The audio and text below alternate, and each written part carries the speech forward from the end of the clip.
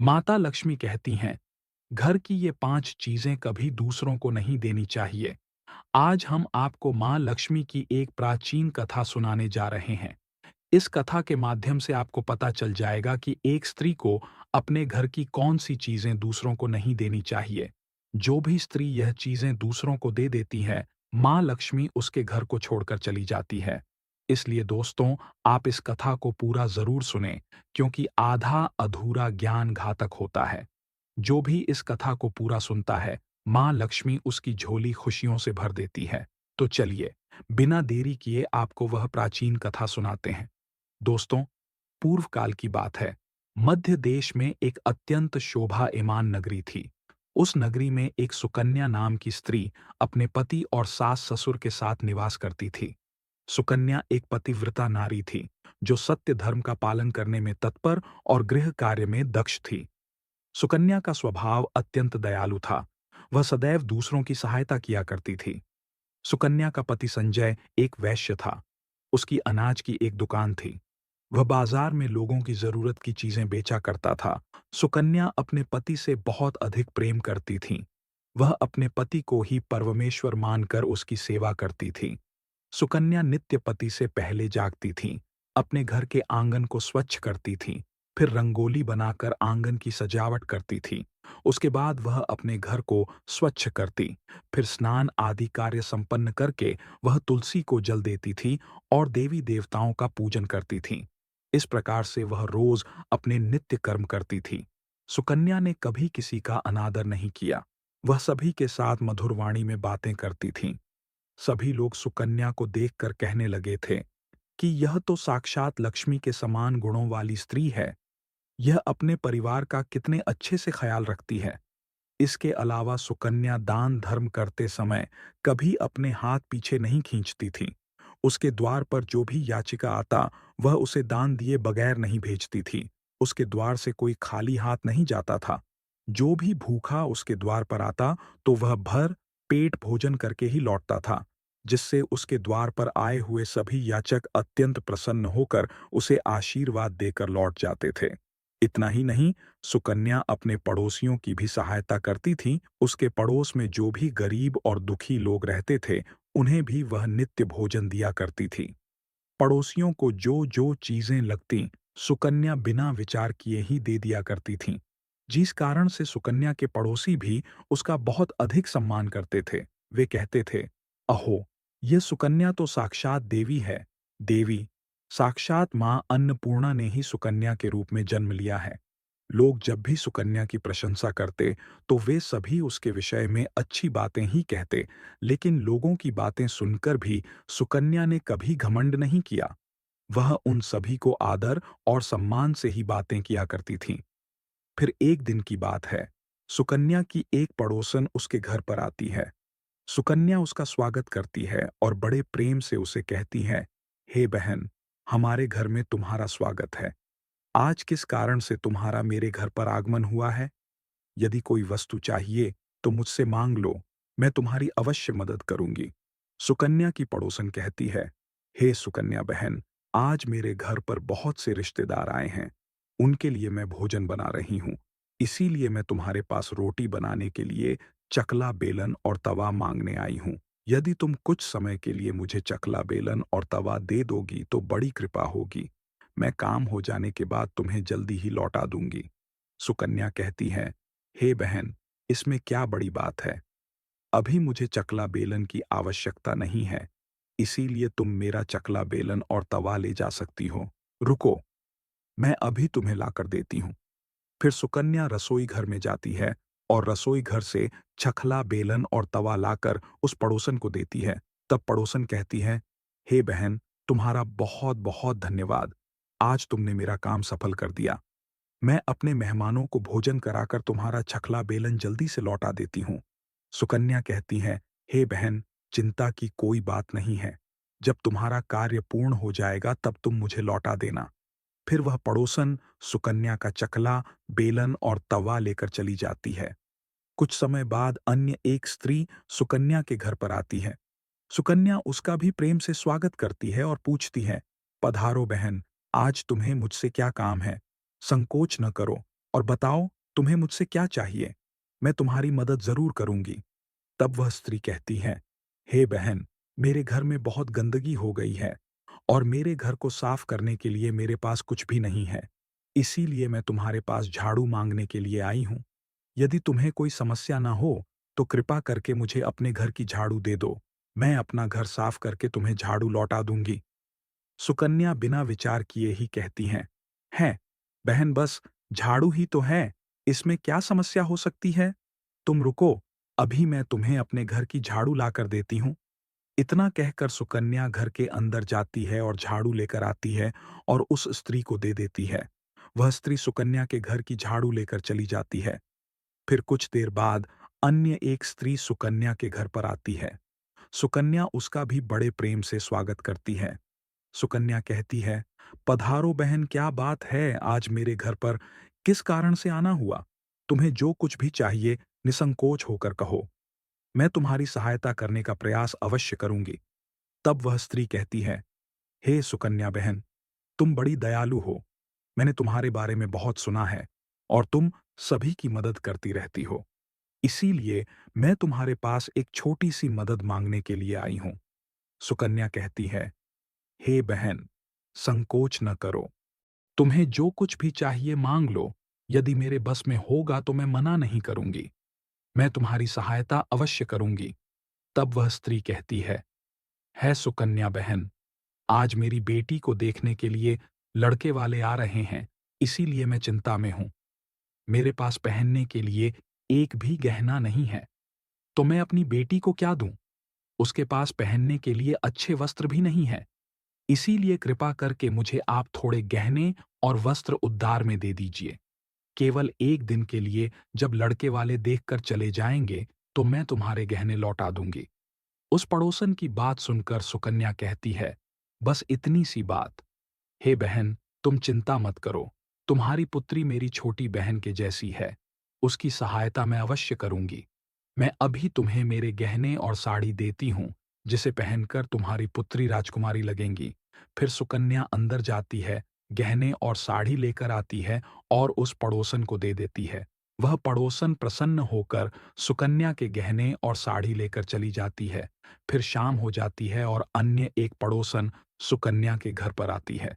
सुकन्या उसका भी बड़े प्रेम से स्वागत करती है और कहती है, पधारो बहन, आज किस कारण से मेरे घर पर आना हुआ बताओ?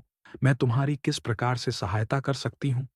तुम्हें जो कुछ चाहिए निसंकोच होकर कहो, मैं तुम्हारी मदद जरूर करूंगी। वह पड़ोसन कहती है, हे सुकन्या बहन, तुम बड़ी दयालु हो और तुम सभी की मदद करती हो, इसलिए मैं तुम्हारे पास आई हूँ। मेरा बच्चा भूखा है और उसे पिलाने के लिए दूध नहीं है, इसलिए मैं तुम्हारे पास दूध मांगने के लिए आई थी। अगर थोड़ा सा दूध मिल जाता तो बड़ी कृपा होती। सुकन्या कहती है, अरे बहन, इसमें कौन सी बड़ी बात है? लो, अभी मैं तुम्हें दूध दे देती हूँ। सुकन्या रसोई घर में जाती है और थोड़ा सा दूध लेकर आती है और उस पड़ोसन को दे देती है। वह पड़ोसन प्रसन्नता से उस दूध को लेकर चली जाती है। इस प्रकार से सुकन्या अपने सभी पड़ोसियों की मदद कर देती है और प्रसन्न होकर घर का काम करने में लग जाती है। फिर रात होते ही उसका पति घर पर लौट आता है। सुकन्या अपने पति को प्रणाम करती है और उसकी खूब सेवा करती है। रात को दोनों पति पत्नी आनंद से सो जाते हैं। फिर दूसरे दिन वे जागते हैं तो उन्हें एक बहुत ही बुरी खबर कानों पर पड़ती है। एक आदमी दौड़ते हुए सुकन्या के घर पर आता है और सुकन्या के पति से कहता है, हे भाई, कल रात को किसी ने आपकी दुकान लूट ली है, सारा माल गायब है। सुकन्या का पति एकदम से घबरा जाता है और दौड़ते हुए अपने दुकान पर जाता है तो देखता है उसका सारा माल किसी ने लूट लिया है। वह देखता है कि उसके दुकान में रखा हुआ सारा धन भी चोरी हो चुका है। वह दुखी और निराश होकर घर पर लौटता है और सुकन्या को सारी बात बताता है, जिसे सुनकर सुकन्या बहुत दुखी हो जाती है। सुकन्या कहती है, आप चिंता ना कीजिए। जी, हमारे घर में अभी बहुत सारा धन रखा हुआ है, जिससे आप फिर से व्यापार शुरू कर सकते हैं। फिर सुकन्या अपने घर की तिजोरी में देखती है, तो वह भी पूरी तरह खाली दिखाई देती है। उसके अंदर का भी सारा माल अब चोरी हो चुका था। यह देखकर सुकन्या बहुत दुखी हो जाता है। उसे समझ में नहीं आता कि यह कैसे हुआ। सुकन्या का पति उस पर बहुत क्रोधित हो जाता है और पूछता है, सुकन्या, सच-सच बताओ, हमारे घर के अंदर रखा हुआ सारा पैसा कहाँ गया? सुकन्या कहती है, हे स्वामी, मैं घर पर ही थी। सारा धन तिजोरी में ही था। किसने इसे चुरा लिया पता नहीं। कृपया आप शांत हो जाइए। हम कोई ना कोई उपाय जरूर ढूंढ लेंगे। सुकन्या का पति कहता है, ये जो तुम दूसरे लोगों को घर पर बुलाकर खिलाती हो, अनजान लोगों को घर में बुलाती हो, उसी का फल है ये। उन्हीं में से किसी ने हमारे घर का सारा पैसा चुरा लिया है। क्रोध में आकर सुकन्या का पति उसे भला बुरा कहता है। सुकन्या की सास भी उसे बहुत कोसती है और कहती है, तुम ही इन पड़ोसियों को घर की चीजें देती रहती हो, बिना सोचे किसी की भी मदद कर देती हो। उन्हीं में से किसी ने सारा पैसा चुरा लिया है। घर के सभी लोग सुकन्या को भला बुरा कहने लगते हैं। फिर सुकन्या अपने पति को दिलासा देते हुए कहती है, हे नाथ, मैंने मेरे कुछ गहने हमारी पड़ोसन को दिए हैं। मैं उसके पास से गहने लेकर वापस आती हूँ। फिर सुकन्या उस गरीब पड़ोसन के घर पर जाती है तो देखती है उसके घर पर कोई नहीं होता है। वह स्त्री भी घर छोड़कर सुकन्या के गहने लेकर भाग गई होती है। सुकन्या निराश होकर घर पर लौटती है और अपने पति को सारी बात बता देती है। सुकन्या की बात सुनकर उसका पति आग बबूला हो जाता है और सुकन्या को भला बुरा कहने लगता है। सुकन्या का पति कहता है, हे सुकन्या, तुम बड़ी मूर्ख हो। तुम्हारे ही कारण हमारा सारा धन वैभव चला गया है। तुम्हारे दान देने की आदत के कारण ही हमारे ऊपर यह मुसीबत आन पड़ी है। अब तू इस घर में नहीं रह सकती। तू अभी इसी क्षण इस घर को छोड़कर चली जा। सुकन्या कहती है, हे नाथ, आपके सिवा मेरा इस दुनिया में कोई नहीं है। मैं आपको छोड़कर कहाँ जाऊं? सुकन्या का पति कहता है, तू कहीं पर भी जा, लेकिन अब इस घर में तू नहीं रह सकती। तेरे ही कारण मेरा सब कुछ बर्बाद हो गया है। तू इस घर में रहेंगी तो बचा कुचा सब नष्ट हो जाएगा। सुकन्या अपने पति को हाथ जोड़कर विनती करने लगती है, हे स्वामी, ऐसा ना कहिए। मैंने कोई अपराध नहीं किया है। आपके बगैर मैं जीवित नहीं रह सकती। मुझ दासी को आप घर से मत निकालिए। लेकिन सुकन्या का पति उसकी एक नहीं सुनता है और उसे अपने घर से धक्के मारकर निकाल देता है और कहता है, अब तू इस घर से चली जा और लौटकर मत आना चाहे तो किसी नदी में कूदकर अपनी जान दे दे। लेकिन अब तू इस घर में मेरे साथ नहीं रह सकती। फिर सुकन्या दुखी होकर रोते हुए अपने पति के घर को छोड़कर चली जाती है। चलते-चलते सुकन्या माता लक्ष्मी के मंदिर में जाती है और माँ लक्ष्मी से प्रार्थना करते हुए कहती हैं, हे माँ, मैंने ऐसा कौन सा पाप किया है जो मेरी ऐसी दशा हुई है? हे माँ, लक्ष्मी, मैं तो नित्य आपकी पूजा करती थी, फिर भी आपने मेरा घर क्यों छोड़ा? कृपया मुझे बताओ माँ, मैंने ऐसा कौन सा अपराध किया जो आप मुझसे रूठ गई हो? फिर सुकन्या वहीं पर बैठकर सोचने लगती हैं, यदि मेरे पति मेरा स्वीकार नहीं करेंगे तो मैं जीवित रहकर क्या करूं? यदि मेरे ही कारण मेरे पति की दुर्दशा हुई है तो मुझे जीवित रहने का कोई अधिकार नहीं है। इतना सोचकर सुकन्या अपने प्राण देने के लिए नदी की तरफ जाने लगती है। नदी के पास जाकर सुकन्या माता लक्ष्मी से प्रार्थना करती है, हे माँ लक्ष्मी, अब मैं अपने प्राण देने जा रही हूँ। यदि मेरे द्वारा तुम्हारी पूजा में कोई कमी रह गई हो तो मुझे माफ करो। मैं अपने पति के बगैर जीवित नहीं रह सकती, इसीलिए अब मैं इस नदी में कूदकर अपने प्राण दे दूंगी। इतना कहकर सुकन्या नदी में कूदने ही वाली होती है कि साक्षात माँ लक्ष्मी उस स्थान पर प्रकट हो जाती है। माँ लक्ष्मी सुकन्या से कहती हैं, रुक जाओ सुकन्या, रुक जाओ पुत्री, तुम यह क्या कर रही हो? सुकन्या आंखें खोलकर देखती है कि साक्षात माँ लक्ष्मी उसके सामने खड़ी है। माँ लक्ष्मी के दर्शन करके सुकन्या बहुत प्रसन्न हो जाती है और माँ को बारंबार नमस्कार करते हुए कहती है, हे माँ लक्ष्मी, मुझे क्षमा करो, मैं बहुत बड़ा पाप करने जा रही थी। देवी लक्ष्मी कहती है, हे सुकन्या, मनुष्य को स्वयं अपने प्राण नहीं लेने चाहिए। यह महापाप है। ईश्वर ने जो शरीर प्रदान किया है उसे ऐसे नष्ट नहीं करना चाहिए। सुकन्या कहती है, हे माँ, मैं विवश हूँ। मेरे पति ने मेरा त्याग किया है और स्त्री को अपने पति को छोड़कर नहीं रहना चाहिए। मैं अपने पति को छोड़कर जीवित नहीं रह सकती। इसी कारण से अपने प्राण देने जा रही हूँ। देवी लक्ष्मी कहती है, हे सुकन्या, मैं सब कुछ जानती हूँ। और यह भी जानती हूँ कि तुम्हारे पति ने तुम्हारा त्याग क्यों किया है। यह सब तुम्हारी ही भूल के कारण हुआ है। तुमने अनजाने में कुछ ऐसा चीज़ों का दान किया था, जिस कारण से मुझे तुम्हारा घर छोड़कर जाना पड़ा। जो भी स्त्री अपने घर की इन चीज़ों को दूसरों को दे देती है, उनके घर में मेरा वास नहीं होता है। मैं उन वस्तुओं के साथ ही उनका घर छोड़कर चली जाती हूँ। तब सुकन्या कहती है, हे माँ, ऐसी वह कौन सी वस्तुएं हैं? कृपया आप मुझे बताइए, मैंने कौन सी वस्तुओं का दान किया, जिस कारण से आपने मेरे घर का त्याग किया है? देवी लक्ष्मी कहती है, हे पुत्री, अब तुम ध्यान से सुनो। मैं तुम्हें उन चीजों के बारे में बताती हूँ जो किसी भी स्त्री को दूसरों को नहीं देनी चाहिए। इन चीजों का दान करने पर मैं उस घर को छोड़कर चली जाती हूँ। हे सुकन्या, सबसे पहली वस्तु है चकला बेलन और तवा। किसी भी स्त्री को अपने घर का चकला बेलन और तवा कभी दूसरों को नहीं देना चाहिए।